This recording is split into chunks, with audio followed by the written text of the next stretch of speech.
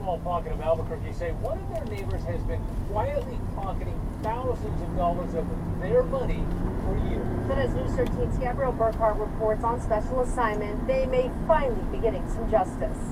It's been frustrating. We were really blindsided by this. Do you think she should go to jail for this?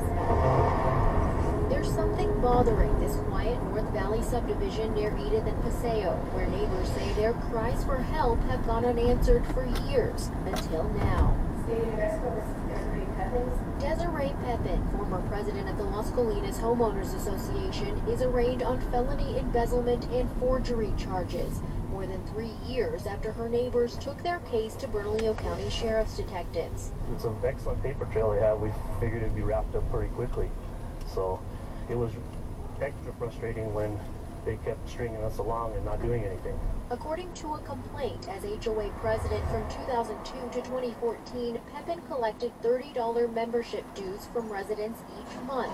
Eventually, neighbors say they started receiving invoices with added fees. There was a pattern of this for like about 6 months where we would go from owing $30 to $180, and we didn't know why. We don't count the same, apparently. Things took a turn when longtime resident Thomas Tinoco says his bill from Pepin was simply outrageous. The last statement that I got in 2013 was for $92,000 that I owed.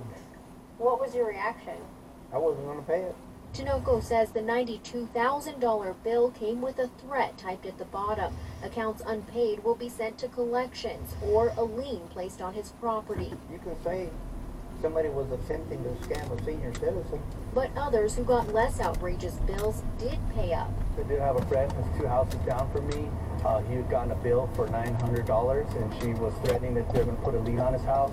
So he paid it up, not knowing. When people realized they weren't the only ones with billing discrepancies, they started asking questions. Neighbors became their own investigators. An outside management company was later hired. And when Conrad Jazula was appointed HOA president in 2014, he says he finally got access to HOA banking statements. We saw that the ones that she submitted to the management company were incomplete, and what's worse is they were altered. Checks they thought Pepin wrote for HOA expenses, Jazula says were actually written to herself, like this one showing $60 paid to USPS for stamps. Jazula says the same check number from the bank shows the money actually went to Desiree Pepin. Same thing with this $95 check. One copy shows it's for a hired landscaper. Another shows Pepin's signature. It was just a real kick in the face. Every other check.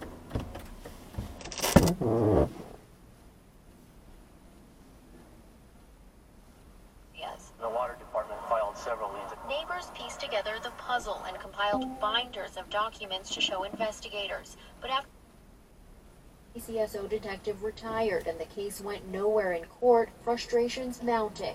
Until a couple months ago when District Attorney Raul Torres' office decided to move the case forward and charged Pepin. A lot of this is a bookkeeping issue, quite frankly. In court, Pepin's attorney also chalked up the charges to an ugly neighborhood dispute. She's certainly no threat to anybody. After her arraignment, Gabrielle, anybody ask you about this case? Pepin wasn't interested in sharing her side with us. I mean, I know you said it was a neighbor dispute, but we'd love to hear it from you. Online court records show this isn't the first time Pepin's been in trouble. Records show she was convicted of forgery, fraud, and filing false insurance claims in 2003. Plus, Pepin was on probation, ordered to pay restitution to insurance companies at the same time she was HOA president. And in 2014, Pepin, a hairstylist, was taken to court for owing $15,000 in rent on her hair salon. That case was dismissed after the landlord missed a court date.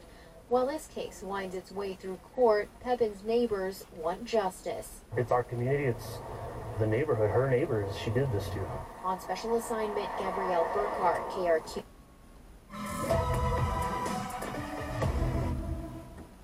Welcome back to Case Studies with the BizDoc. This week it's GoPro and what happened to GoPro. I'm going to cover 4 things: a little history, a little enthusiasm around the IPO, what's happening.